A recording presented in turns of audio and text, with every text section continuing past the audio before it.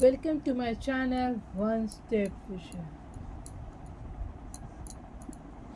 Welcome to my channel one step vision में आपका स्वागत है।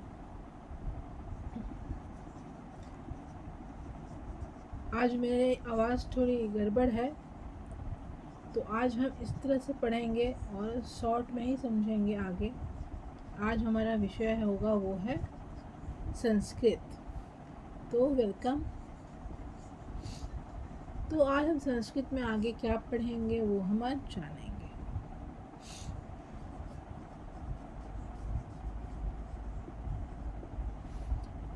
वन स्टेप विषय इंग्लिश एंड संस्कृत ग्रामर को आप सब्सक्राइब करिए, लाइक करिए और अच्छे से समझिए। तो आज हमारा विषय है वो है संस्कृत। तो हम आगे बढ़ेंगे और उसमें हम समझेंगे अव्यय।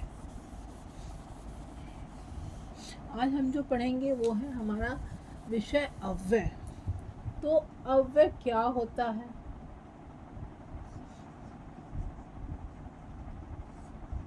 अव्यय मतलब ये जो है ये वाक्य से इसका वाक्य जो हम जानते हैं वाक्य किसे कहते हैं और वाक्य कैसे बनता है, वो बनता है शब्द से और शब्द बनता है अक्षर से। ये तो हमें पता है। तो इसका उदाहरण हुआ अ से बना आम। मैं आम खा रहा हूँ।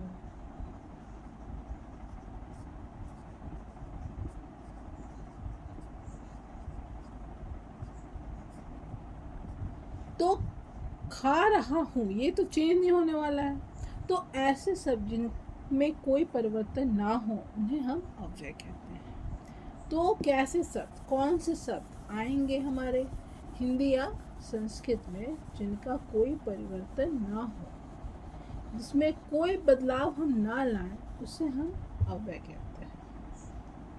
जो शब्द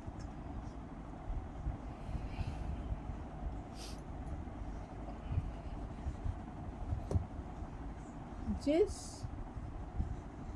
शब्द में कोई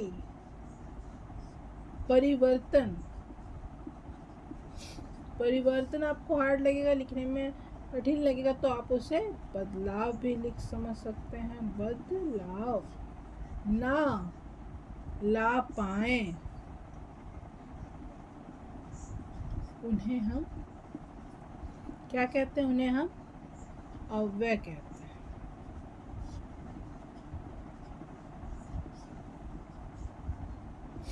तो ऐसे शब्द जिस शब्द में हम कोई परिवर्तन या बदलाव ना ला सकें या ना ला पाए उन्हें हम अव्यय कहते हैं। ये आपको समझने के लिए हो गया। मैं आपको इसको डिस्क्रिप्शन में भी दूंगी बॉक्स में। तो अब हम समझेंगे इसमें क्या कौन कौन से ऐसे शब्द हैं हिंदी या संस्कृत भाषा में जो जिसमें हम परिवर्तन चाह कर भी ना ला पाए।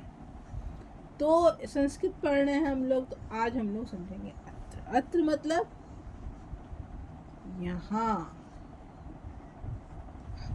तो अत्र मतलब आपका हो गया यहाँ। तो अब हम समझेंगे कि अब अत्र है, इससे जुड़ा हुआ हम कैसे वाक्य बनाएंगे हम बाद में समझेंगे। उससे पहले हम समझेंगे वो होगा हमारा दूसरा शब्द जो बहुत ही साधारण सा हम लेंगे, वो है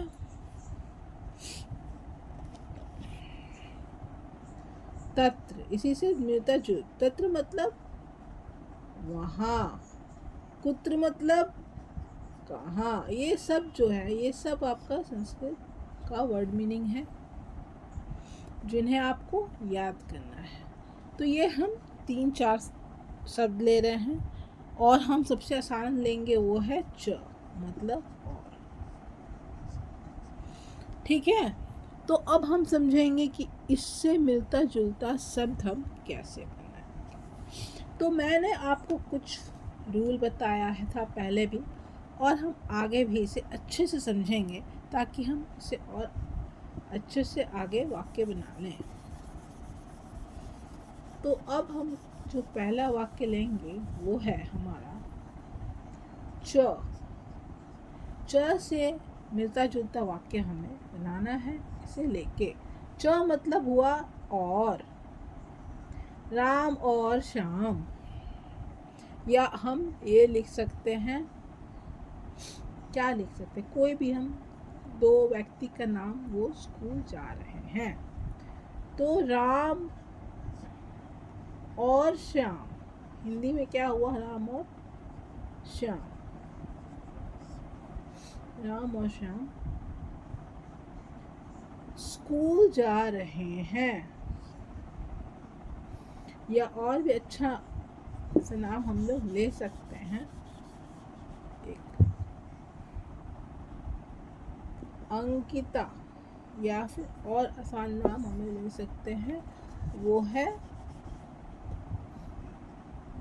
रोहन और सोहन।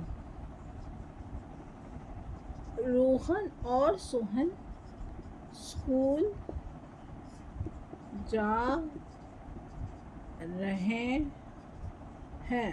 ये हुआ आपका हिंदी में। सॉरी। तो तो अब ये संस्कृत में कैसे होगा, रोहन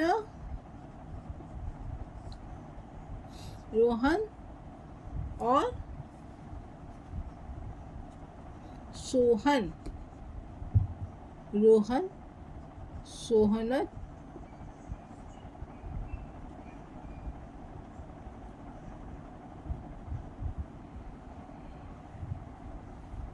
रोहन सोहन च, मतलब रोहन और सोहन पाठशाला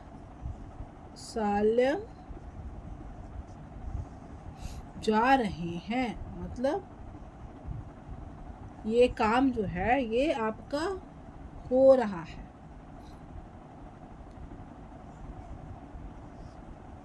तो क्या होगा यहाँ जाने का,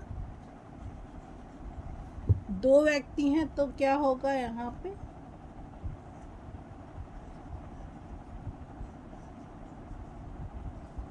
गच्छता, गच्छति गच्छता गच्छन्ति। रोहन सोहन च पाठशालां गच्छता, मतलब रोहन और सोहन,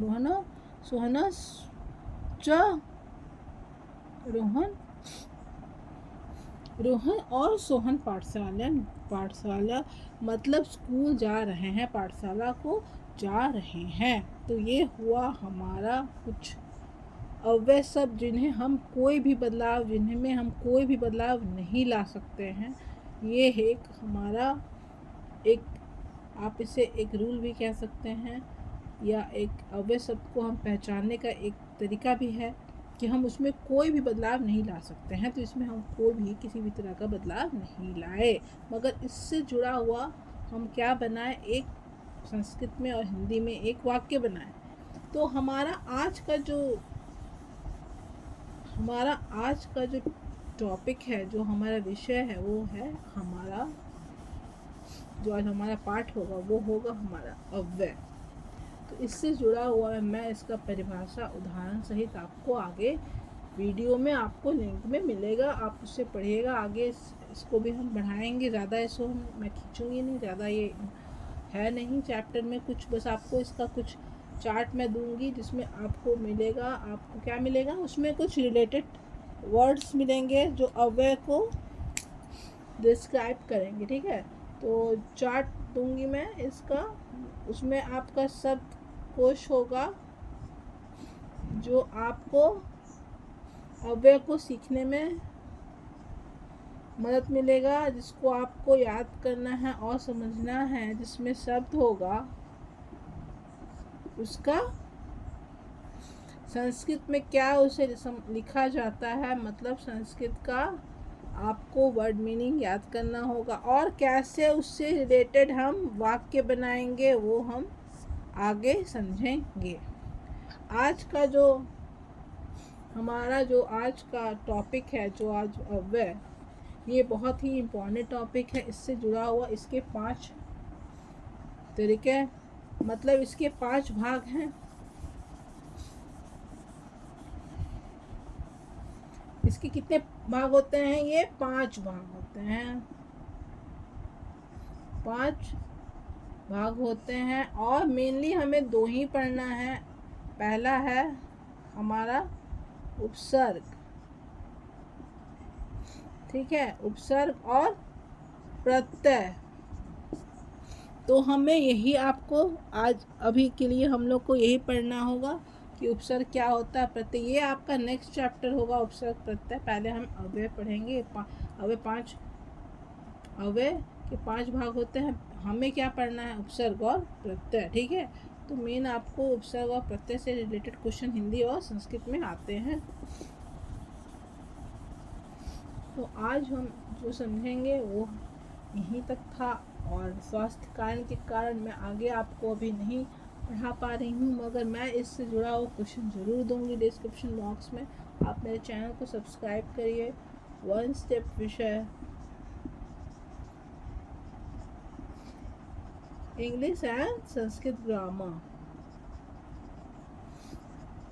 और मेरे चैनल से जुड़े रहिए और समझने के लिए और जुड़े रहने के लिए हमेशा मैं तो आपको कहूँगी, क्योंकि ये बहुत अलग है चैनल। तो आप इस प्लीज़ सब्सक्राइब और लाइक करिए और अच्छे से समझिए। आप हमको कोई भी क्वेरी कर सकते हैं, कुछ भी क्वेश्चन या प्रश्न कर सकते हैं हमारे वीडियो से रिलेटेड। तो आप उससे जुड़े रहिए और हमें। तो आज हम जो पढ़े वो था हमारा नया चैप्टर, जिसे हम आगे कंटिन्यू करेंगे, वो था अव्यय। ठीक है, थैंक यू।